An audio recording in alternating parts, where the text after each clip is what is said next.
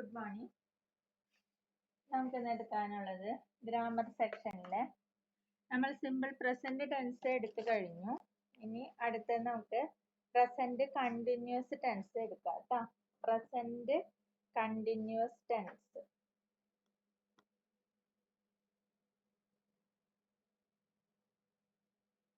Present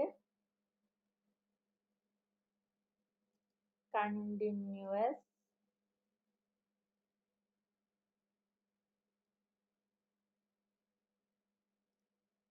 tense.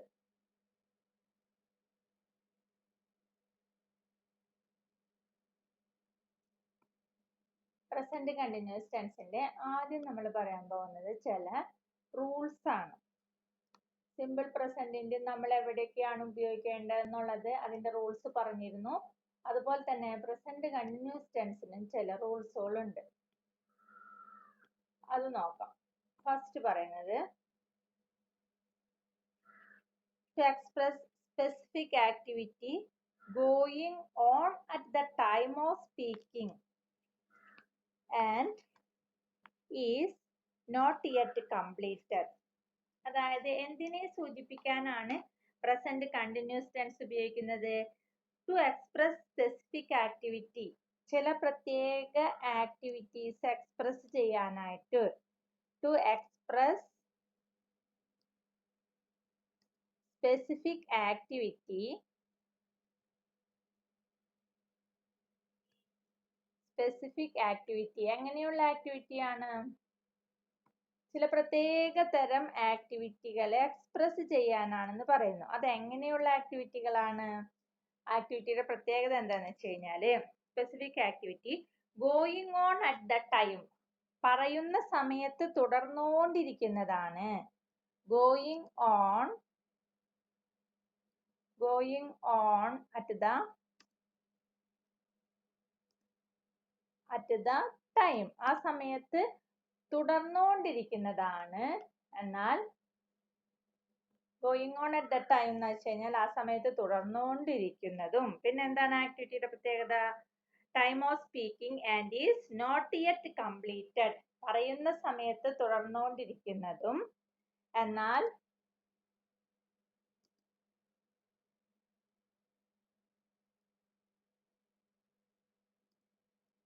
And not yet completed, എന്നാൽ അത് അവസാനിച്ചിട്ടും ഇല്ലാത്തതാണ്. നോട്ട് യെറ്റ് കംപ്ലീറ്റഡ്, ആ സമയം വരെയും നോട്ട് യെറ്റ് കംപ്ലീറ്റഡ്.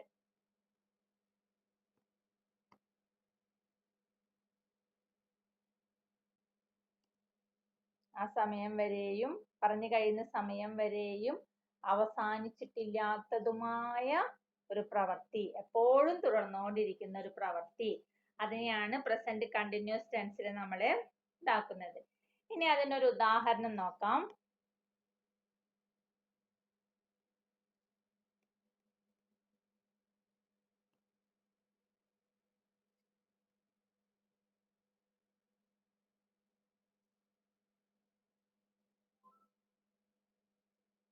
അതിനൊരു ഉദാഹരണം നോക്കാം.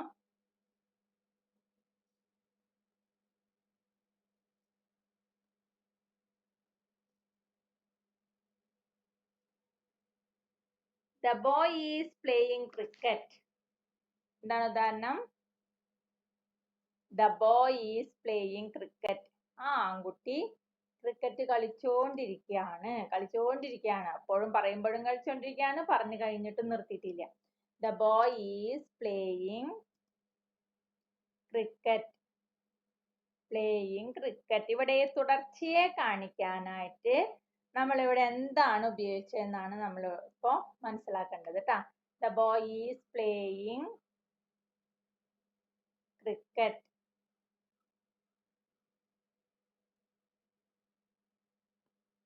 ഈ ഒരു സെന്റൻസില് തുടർച്ചയെ കാണിക്കാനായി എന്താ ഈസ് പ്ലസ് ing ഫോം എന്താണ് അവിടെ ഉപയോഗിച്ചിട്ടുള്ളത്?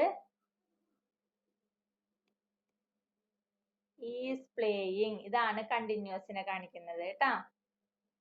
ഈസ് പ്ലേയിങ് എപ്പോഴും തുടർന്നുകൊണ്ടിരിക്കുന്നതാണ് എന്ന് കാണിക്കുന്നതാണ്. Is playing. ഇനി അടുത്തത് രണ്ടാമത്തെ use.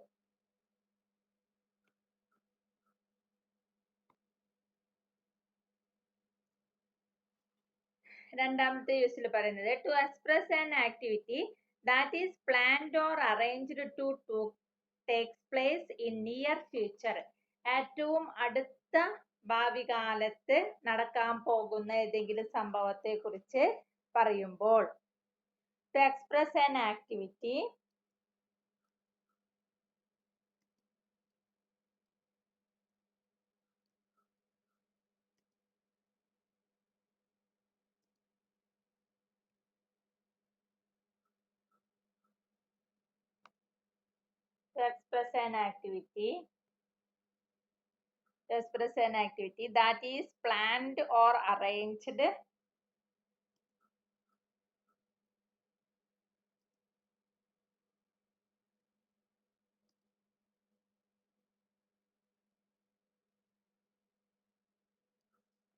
that is planned or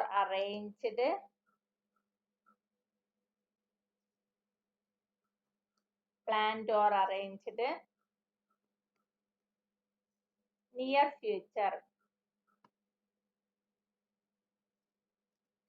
Planned or arranged to take place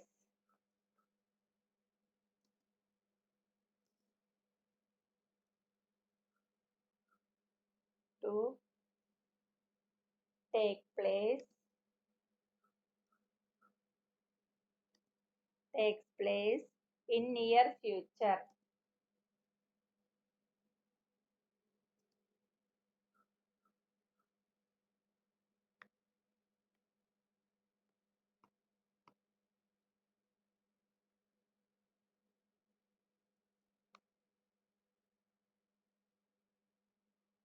അതായത് ഏറ്റവും അടുത്ത ഭാവിയിൽ നടക്കാൻ പോകുന്ന ഒരു കാര്യത്തെ കുറിച്ച് പ്ലാൻ ചെയ്യുമ്പോൾ അവിടെ നമ്മൾ പ്രസന്റ് കണ്ടിന്യൂസ് ടെൻസ് ഉപയോഗിക്കും. അതിന്റെ ഒരു ഉദാഹരണം പറയുന്നത് we are leaving for America tomorrow.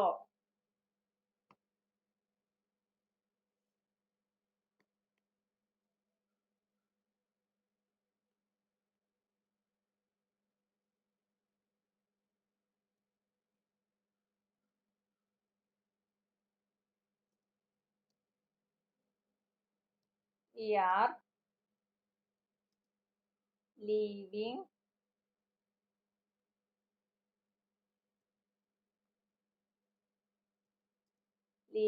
for America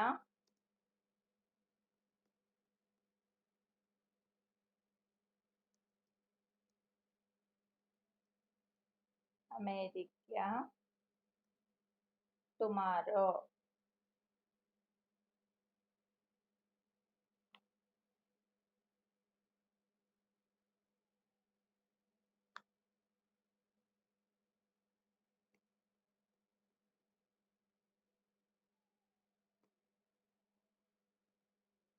ഇനി അടുത്തത്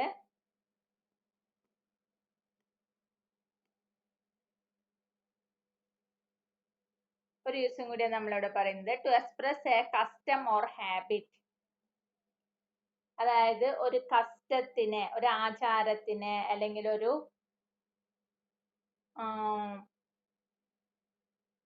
ഹാബിറ്റിനെ, സ്വഭാവത്തിനെയൊക്കെ എക്സ്പ്രസ് ചെയ്യുമ്പോൾ ടു എക്സ്പ്രസ്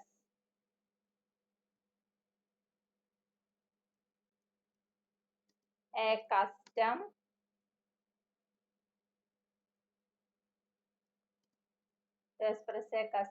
or habit.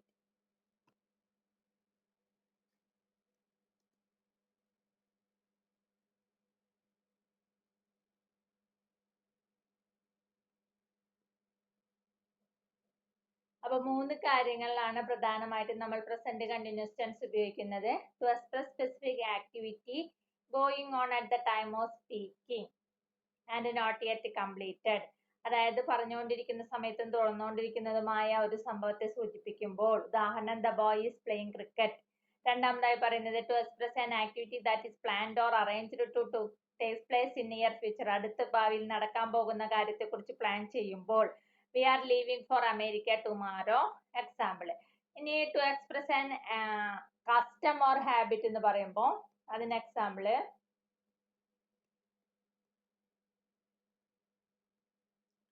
ഒരു ആചാരത്തെ അല്ലെങ്കിൽ സ്വഭാവത്തെ ഒക്കെ സൂചിപ്പിക്കാനായിട്ട്. അതിനൊരു example he is always running me down. He is always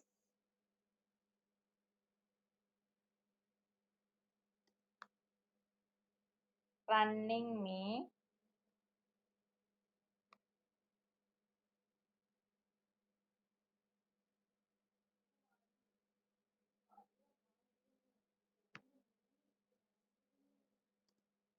down.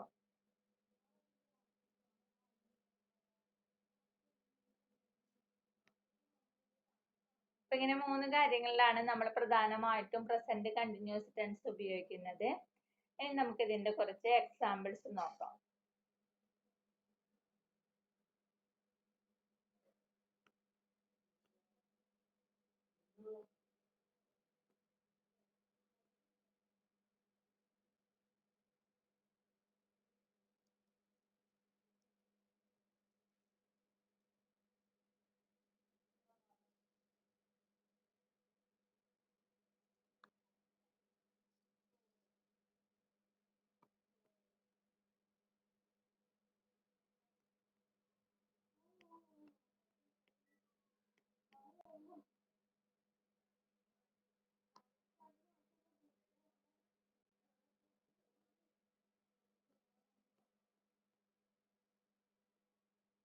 ഒന്നാമത്തേത്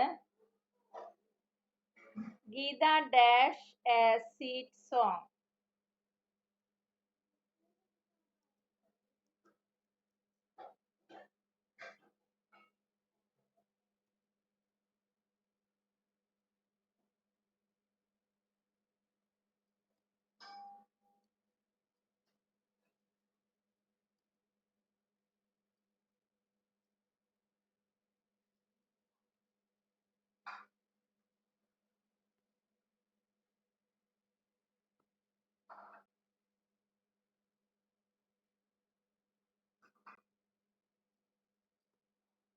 Geeta dash a sweet song. ഇവിടെ ബ്രാക്കറ്റിൽ തന്നിട്ടുള്ളത്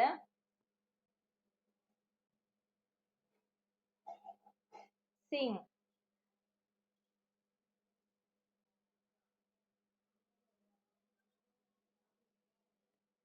ഇത് പ്രസന്റ് കണ്ടിന്യൂസിലാവുമ്പോ നമ്മൾ ഇവിടെ എന്താണ് ഉപയോഗിക്കേണ്ടത്? പ്രസന്റ് കണ്ടിന്യൂസിന്റെ ഒരു ഫോം എന്താ?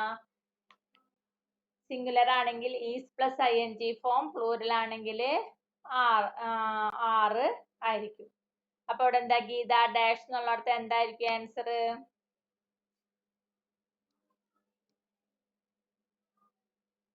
Is singing.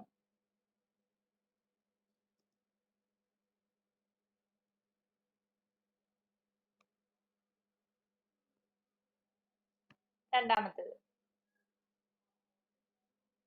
My father dash for Russia next week.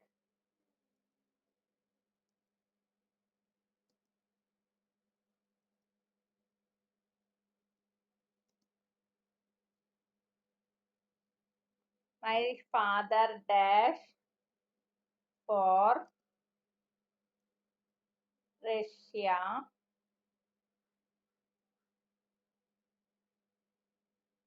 next week.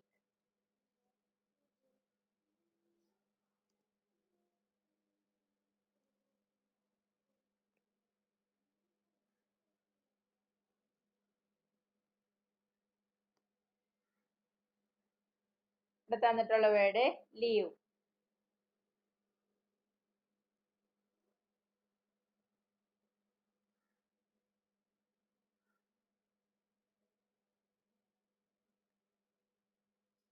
അതിന്റെ രൂപം നമ്മളിവിടെ എന്താണ് ആൻസർ ആയിട്ട് എഴുതാൻ പറ്റാം? അതിന്റെ കണ്ടിന്യൂസ് ടെൻസിന്റെ രൂപം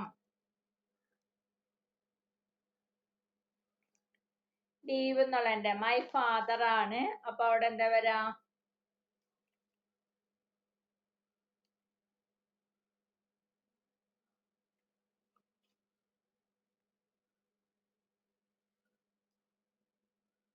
ഈസ് മൈ ഫാദർ ആകുമ്പോ സിംഗുലർ ആണ്. അപ്പോ is living.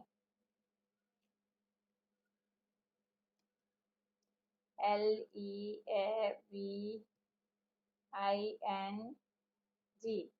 Is living.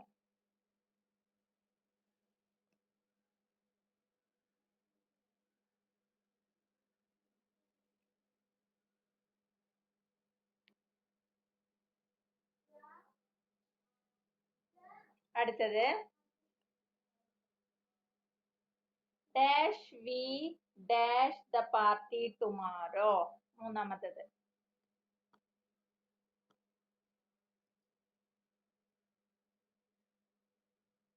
Dash we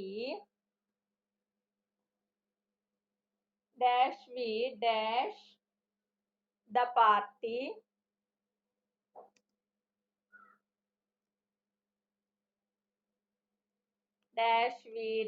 the party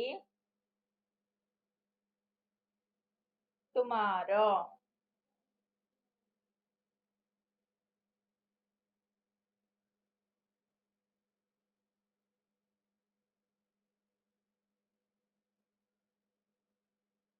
അവിടെ ബ്രാക്കറ്റിൽ തന്നിട്ടുള്ളത് ജോയിൻ.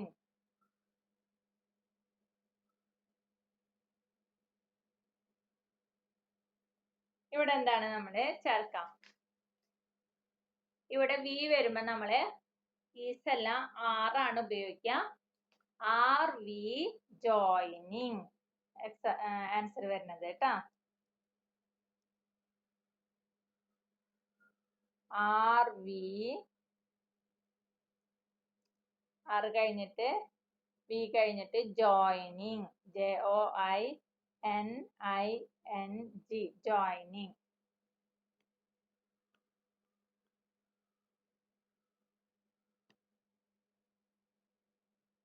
ഇനി അടുത്തത് നാലാമത്തത്.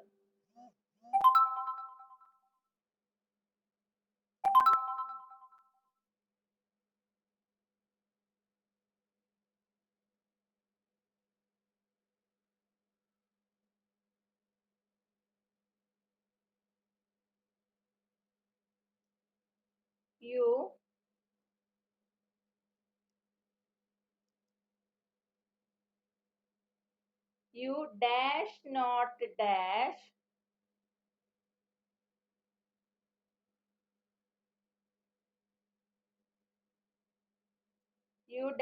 not dash hard these days.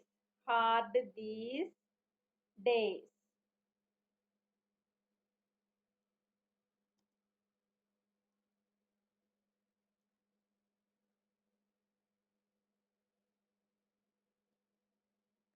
Hard these days.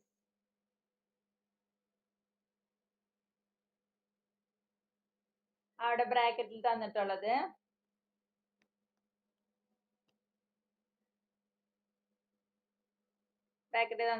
Work.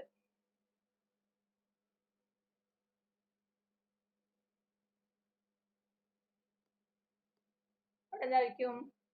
U വയ്ക്കുമ്പോ നമ്മൾ എന്താ വയ്ക്കാം? ആറാണ്. അപ്പൊ you are not working. Working അതാണ് അവിടെ വിട്ടുപോയിട്ടുള്ളത് കേട്ടാ. ആൻസർ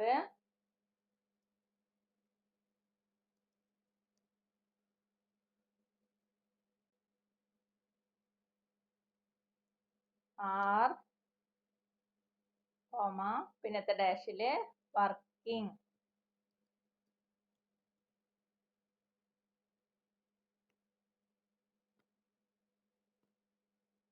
ഇനി 5.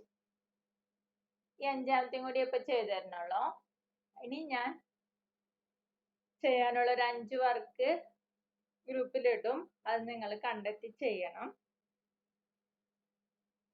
അതിന്റെ ആൻസർ ടീച്ചർക്ക് അയച്ചു തരണം. കറക്റ്റ് ആണോ എന്ന് നോക്കാനാണ്. അഞ്ചാമത്തേത് it dash heavily.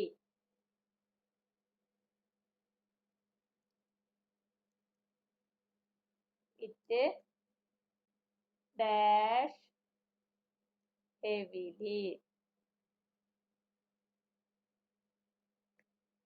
It dash heavily.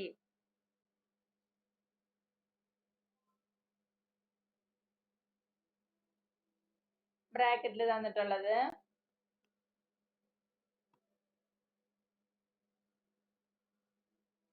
It dash heavily എന്നുള്ള ബ്രാക്കറ്റിൽ തന്നിട്ടുള്ളത് റെയിൻ.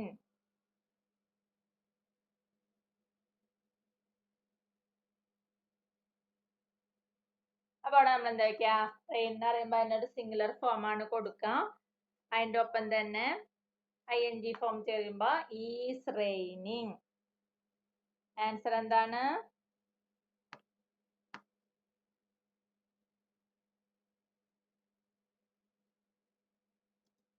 Is raining.